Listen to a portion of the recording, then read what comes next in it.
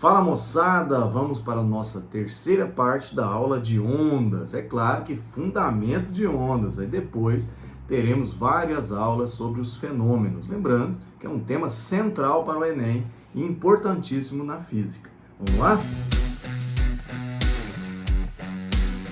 Então moçada, antes de começar, é óbvio, não se esqueça de se inscrever no canal, ativa o sininho das notificações e curta, né? Se você achou a aula produtiva, não deixe de curtir.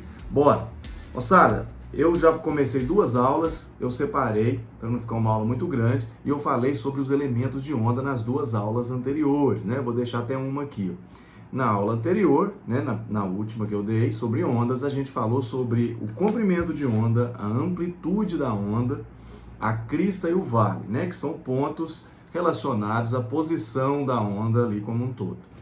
Agora, a gente vai analisar a velocidade, período e frequência de uma onda. Então, veja bem, dessa vez, como essa onda é representada, a gente sempre vai lembrar que o eixo Y, normalmente, ele vem na unidade de comprimento, pode ser centímetro, pode ser metros e por aí vai. Só que dessa vez, o nosso eixo X está com a unidade de tempo. Então, ele vai medir realmente um tempo de deslocamento dessa onda. Então, eu tenho marcações aqui de 2, 4, 6 e 8. Ao invés da gente encontrar quanto vale o comprimento de onda, dessa vez a gente vai encontrar quanto vale o período, que pode ser dado, né, entre a distância de 2 pontos consecutivos, né, quando a onda se repete, quando completa uma oscilação. E a gente representa isso aqui por um T maiúsculo, né? Essa distância pode ser marcada de crista até crista, de vale até vale, e é claro que na hora de resolver o problema, a gente utiliza os valores que são possíveis de ler no gráfico. Então, por exemplo, a gente sabe, claro, né, que entre 2 e 4 aqui, ó, a gente teria um valor de 3. Ou, se a gente pegar aqui, ó, a gente sabe, né, e nesse ponto aqui para ler o período, a gente teria 5 e ali, obviamente, 7. Então, nota-se, né, com facilidade, e aqui 1, né, ó, que o período dura de 1 até 5, ou o período dura de 3 até 7. Aí, se eu quiser pegar na onda inteira, eu posso fazer uma marcação também aqui, ó, fazer de outra cor, aqui até aqui, né, e a gente teria, então, né, uma distância daqui até aqui, que é claro, não é a distância do comprimento de onda, porque esse eixo está medindo tempo. Então tem que ficar atento a isso. Isso quer dizer que o tempo que eu consigo retirar do gráfico vale 4 segundos. Esse é o período. Então a definição de período é o tempo gasto para que a onda complete uma oscilação apenas. Vamos definir aqui, ó. Então, como o período é o tempo gasto para completar uma oscilação, a gente pode pensar também no tempo total e no número de oscilações. Então, a gente pode, né, inicialmente pensar no período como o período T é dado por o tempo total, né, que eu posso colocar aqui um ΔT, dividido pelo número de oscilações. Então, nessa onda, por exemplo, eu tenho tempo total de 8, né? E eu tenho 2 oscilações. Então, se eu quisesse fazer o cálculo utilizando essa expressão, ficaria período é igual ao tempo total, que é 8, dividido por 2, ou seja, 4 segundos. E é claro que é mais fácil a gente ler direto no gráfico, né? Tá ali direto. Agora a gente tem um conceito que também relaciona o tempo, mas o tempo relacionado a número de oscilações. Como assim? A gente chama de frequência o número de vezes que essa onda oscila no tempo. Normalmente a gente utiliza segundos, né, para a gente, né, conseguir utilizar o Sistema Internacional de Hertz. Então a gente diz que a frequência dessa onda é o número de vezes que ela oscila por segundo. Então, quantas vezes que ela oscila por segundo aqui? Na verdade, vai dar menos que 1, né? Mas vamos definir isso.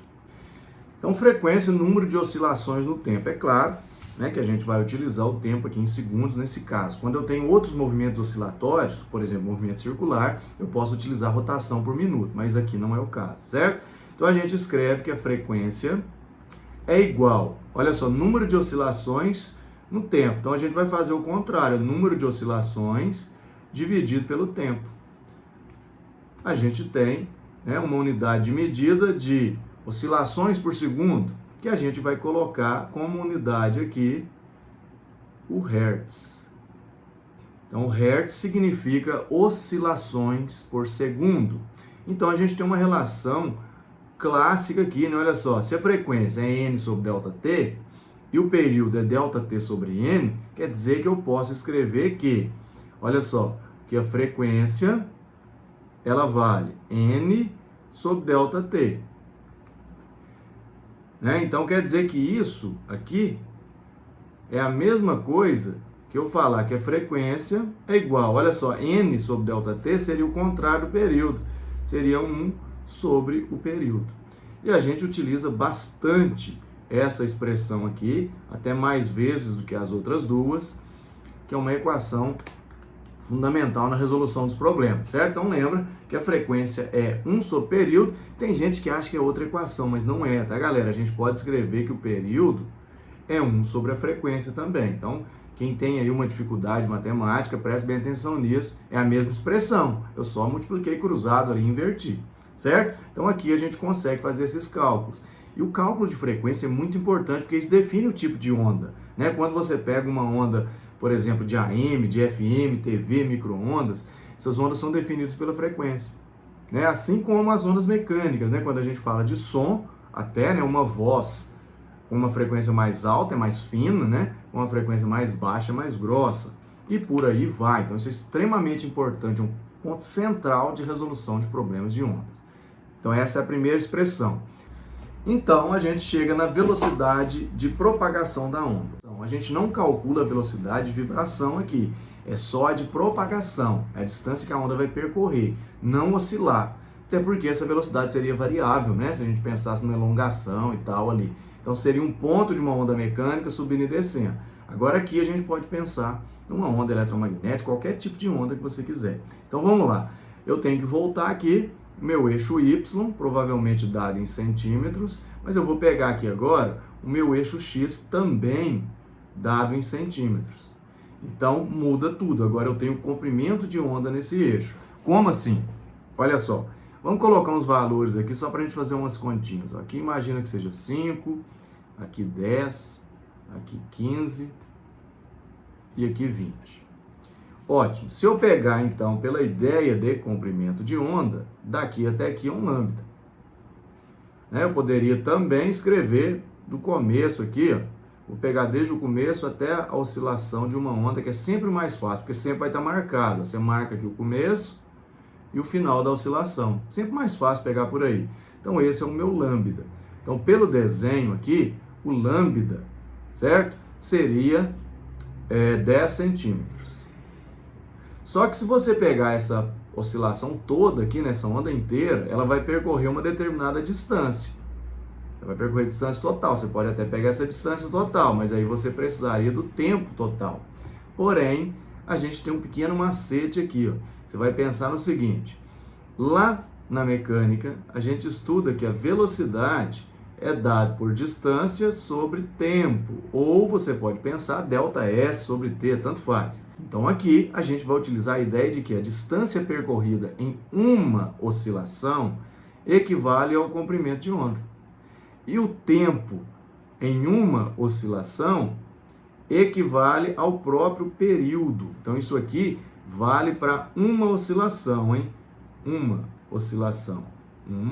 Isso quer dizer que a minha equação vai ficar muito mais simples quando eu fizer isso. Olha, velocidade é igual à distância, que é o lambda, dividido pelo período. Então essa é a primeira versão da equação fundamental de ondulatória. Ela é mais comum de aparecer da seguinte maneira: como o período, aqui, ó, como a gente sabe que a frequência é 1 sobre o período, eu posso substituir aqui e escrever que a velocidade é igual a lambda vezes a frequência. E o que é importante nessa expressão? É uma expressão bem simples, que permite, né, a gente calcular a velocidade de propagação da onda, e a gente tem que lembrar de uma coisa: essa velocidade de propagação, ela sempre vai depender do meio, né? Então a velocidade depende do meio. É uma observação, primeira observação importante. Então a primeira informação, galera, a velocidade depende do meio. Aí a gente vai, né, pensar no seguinte: então, dependendo do meio que a luz se propagar, a velocidade pode aumentar ou diminuir? Pode. Tem um limite? Tem. O limite é o vácuo, certo? A velocidade máxima que existe no vácuo para a onda eletromagnética, né? A gente sabe que a onda mecânica não propaga no vácuo.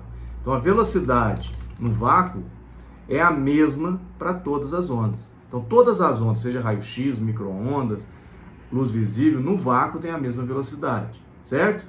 No meio material, não. Aí muda. Então, a velocidade. Então, aqui, galera, todas as ondas eletromagnéticas têm mesma velocidade no vácuo. Então, só dei uma ajustada na posição, né? Voltando ali na equação, é importante a gente notar o seguinte: veja, todas as ondas, né, têm velocidades iguais no vácuo se for eletromagnética, claro.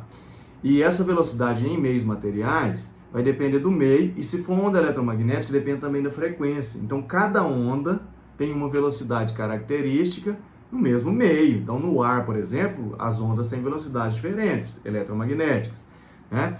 Na água, a mesma coisa. Agora, a frequência, ela não muda. A onda foi emitida, ela mantém essa frequência até o final. A gente tem um efeito Doppler, é claro, mas é uma percepção que a gente tem dessa variação, mas não é uma variação real, certo? Então, a frequência depende da fonte. Então, a frequência da onda depende da fonte. Aí você vai lembrar que todos os fenômenos que ocorrem, se variar a velocidade, tem que variar o comprimento de onda, né? Não vai variar a frequência. A luz muda de meio, mas ela não muda de frequência, porque se ela mudar de frequência, ela vira outra onda, que é o que a gente vai ver, por exemplo, no espectro eletromagnético.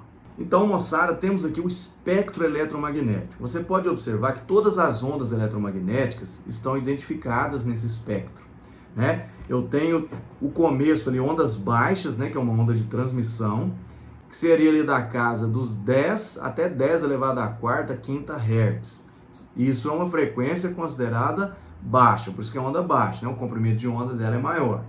Depois começa a vir onda de rádio e micro-ondas, né, que está na casa aqui, ó, dos megahertz e gigahertz, né? Então essa transmissão que a gente já conhece, né, do celular e tal, é na casa dos gigahertz. Depois a gente entra no infravermelho, né, que é do terahertz, que a gente começa a ter 10 elevado a 12. É muito alta, né, a frequência, por isso que a gente utiliza alguns prefixos ou potência de base 10. A luz visível, que é aqui de 700, olha só, ela pode ser escrita também em função do comprimento de onda. Veja, eu tenho aqui para a luz visível de 700 a 400 nanômetros, né, que é 10 elevado a menos 9 metros. Ou a frequência de 10 a 14 até 10 a 16 Hz. Depois a gente tem ultravioleta, que é a radiação que é muito emitida pelo Sol, né?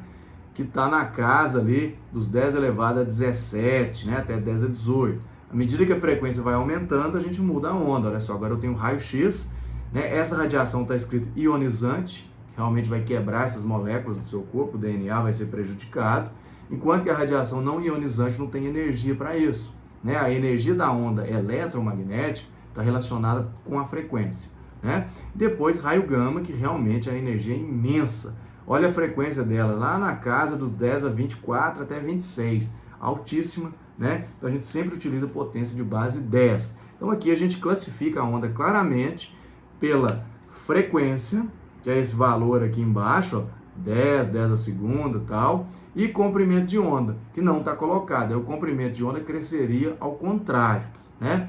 Eu vou fazer uns exercícios sobre isso, mas é bom a gente conhecer um pouquinho do espectro eletromagnético. Valeu, moçada? Então, até a próxima!